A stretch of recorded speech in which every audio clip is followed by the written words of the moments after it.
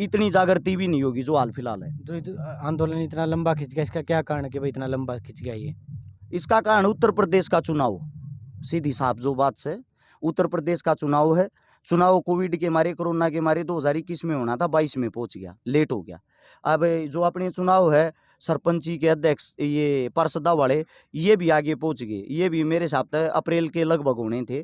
ये भी 1 साल लेट हो जाएंगे धीरे धीरे करते हुए। क्या है, इस टाइम पे कभी भी कोई भी पार्टी चुनाव नहीं करवाती, पार्टी अपना नीचा नहीं देखना चाहती।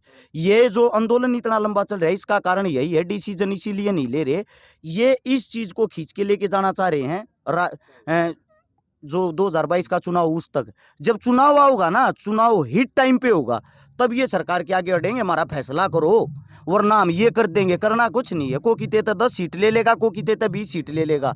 अगर ये 20 सीट मेरे आदमी आते दो और ये राजी बैठ जाएंगे, इनको लॉलीपॉप दे दिया जाएगा, सरकार ने थारी बातें मान ली, अरे तुम बैठ जाओ। वरना एक सोचने की बात है, सरकार ने एक बात कही थी, आओ भाई हम इस चीज को 2024 के चुनाव तक रोक देते हैं, हम इसको लागू नहीं करेंगे काले कानून को, और 2000 चुनाव का जो 24 होगा उसके बाद हम इसको कैंसिल कर देंगे। आप लोगों की भी इज्जत रह जाएगी, हमारी भी इज्जत रह जाएगी।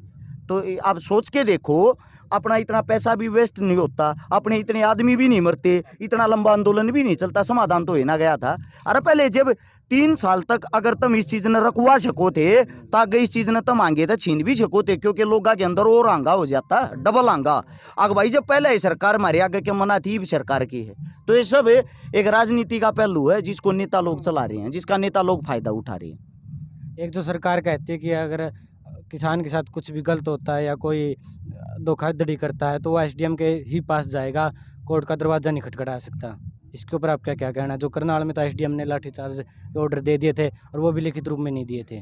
जो 3 काले कानून है, इनके ऊपर किसान इसीलिए लड़ रहा है। किसान का जो कहना है, किसान ये कहना चाह रहा है, पहले हम अपनी शिकायत ऊपर कर सकते थे, लेकिन अगर ये काले कानून लागू होंगे तो इसमें हमारी जो शिकायत है वो खाली एसडीएम तक पहुंचेगी, और जो एसडीएम वो बाहुबली आदमियों की सुनेगा, यानी कि अंबानी अडानी, जो हमारी वस्तुओं को, हमारे अन्न को, हमारे सारी चीज़ों को खरीदेंगे ना, वो उनकी सुन के उनकी तरफ फैसला करेगा। मौखिक फैसला होगा, लिखित में कोई फैसला नहीं होगा, लिख के कोई चीज़ें नहीं मान्य होंगी। इसीलिए जो एसडीएम की जो पावर है, वह हमेशा एसडीएम अपनी पावर का प्रयोग करेगा ना, वो अपने बलबूते पे नहीं कर सकता, सरकार करवाएगी, सरकार अपनी इच्छा से करवाएगी। सरकार हर चीज़ों को चलाती है, सरकार के ही अंडर सब काम करते हैं, प्रशासन सरकार से बाहर होकर कोई भी काम नहीं कर सकता, ये सच्चाई है कड़वी।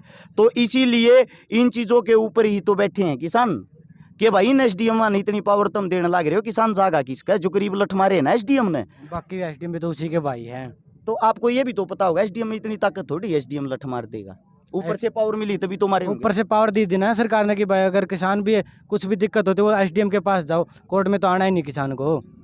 भाई मेन सारा रोड़ा जो वो ऊपर से चल के आता है, और ये जो दूसरे वाले हैं ना, इनको जो चला रहे ये भी ऊपर तय चल का रहे ना, तो लठीन का 4-4 लठीन का पाट देंगी, तो ये लठ खा, ये इतने बड़े नेता बन रहे हैं, आगे खड़े होकर सब तो पहले लठ क्यों नहीं खाते भाई? इनके तना खून में भी चोट नहीं लगती, ऐसा क्यों? गरीब आदमी ये पे सन लाग रहा है, गरीब आदमी ये लठ खा है, गरीब आदमी आखिर कब तक लठ बटाओगे? गरीब आदमी ही आपका खामियाजा भुगतने लग रहा है, चाहे केस हो तो उसका भी खामियाजा आम परिवार ही भुगतने लग रहा है। समाज सेवा में केस अपने घर से भुगतने पड़ते हैं भाई, जूती करते तड़वानी पड़ियारी सनकार आंडा फ्रीज होगी, रुपया देला जो ला गई, हम तेल पानी फूका अपने घर तक फूका, लेकिन लोग क्या देते हैं? लोग गालियाँ भी देते हैं, लोग प्यार भी देते हैं। आपको भी बोलते हैं लोग कि भाई अर्चकार तो पैसे खाता है, काम लोगों का भाई, और खावा भी, हाँ खावा, हाँ सच्चाई ये है। अपने घर तक कितनी काम चलाओगे भाई? समाज सेवा करा, समाज सेवा का मतलब ये होता है समाज से सेवा लेकर गरीब आदमी को मुँह वैया कराना, काम यो है। तो कहीं ना तो कोई खावे ही। आप पत्रकार हो, आप इंटरव्यू किस लिए ले रहे हो? आप भी ये चाहते हो मैं यूट्यूब पे वीडियो बना के गेरू 2 रुपया की इनकम मेरे भी आवे? बिल्कुल ये बात तो है। लोभ में घुमा चाहे कोई लगा ले, चाहे मैं लगा ले, चाहे यो भाई लगा ले, चाहे कौन सा लगा ले, सारे लोभ में आवे है। सब लोग मावे हैं भाई। एक मास्टर नौकरी करने जाओ है तो न पढ़ाने क्यों ना जाता भाई? वो इसलिए नहीं जाता, उसने तनख्वाह ना मिलती, बाकी दिन इसलिए जाओ ना तनख्वाह मिला अपना घर चलावे। तो हम घर तब बाहर घूमा, हाँ भाई। अगर किसी भाई का ये लोभ लालच है, कोई ये कहे खावा है तो खावा, हाँ भाई खाने के लिए ही घूम रहे हैं, बिना खाने के लिए कौन घूमा? भगवान ने पेट बनाया तो पेट में कुछ खावांगे डालेंगे जब भी किसी की सेवा कर पाओगे। आपकी नज़र में कामयाब इंसान कौन है? मेरी नज़र में कामयाब इंसान भाई ये साइड में बैठे हैं ना जो बाबा जी, ये हैं बाबा जी हो, इन तलाव कोई नहीं? इन तलावा कोई नहीं भाई, क्योंकि ये मान लो इनका परमात्मा में विश्वास है, सुबह तक शाम तक अपने भजन करें, समय पर खाना मिल रहा है, बाकी दुनिया मोह माया किसी चीज़ से कोई मतलब नहीं है इनको। अगर आपके पास धन है जब भी आप परेशान हो, आपके पास धन नहीं है जब भी आप परेशान हो, तो इनसे ज़्यादा सुखी इंसान कोई नहीं है। और लास्ट में हमारे दर्शकों को लिए क्या कहना चाहोगे? मैं मेरे साथियों को, मेरे दर्शकों को, मेरे पत्रकारों को, सभी साथियों को एक बात कहना चाहूँगा, जातिवाद से बाहर निकलो भाई। सबसे बड़ी बीमारी है जिस चीज़ का आप लोग हिस्सा बन रहे हो, वो है सबसे बड़ी बीमारी जो हमारे को बांट रहा है, जातिवाद। मैं शुरू से लास्ट तक एक बात कहता आया हूँ, जातिवाद और धर्मवाद ऐसी चीज़ है जिसके ऊपर बड़े बड़े राजनेता आए चले गए अपनी राजनीतिक रोटियां सेक कर। आप जब भी मूर्ख थे, आप आज भी मूर्ख हो। हमारे से पहले भी बहुत सारे ऐसे इंसान आए हैं अपने देश के ऊपर हमला करके हमारे को लूट के चले गए, खाली धर्मों के नाम पर, जातियों के नाम पर।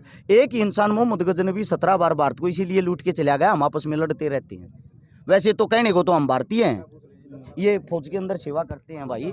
अब इनको यही नहीं पता है इनकी जाति क्या है, इनको सिर्फ एक बात का पता, हम जवान हैं, देश के जवान हैं, हमें देश के लिए अपना जो काम है वो करना है। तो जातिवाद से बाहर निकले मेरे सभी साथी। अपने नज़दीक कोई भी गरीब आदमी दिखाई दे, अपना छोटा ग्रुप बनाओ और जैसी भी आप लोगों से हो उनकी मदद करने की कोशिश करें। चलो धन्यवाद भाई साहब। धन्यवाद आपका भी भाई। तो वह देखते रहिए एचएस न्यूज़ टाइम और मिलते जल्दी नेक्स्ट वीडियो में। इतने के लिए जय जवान जय किसान।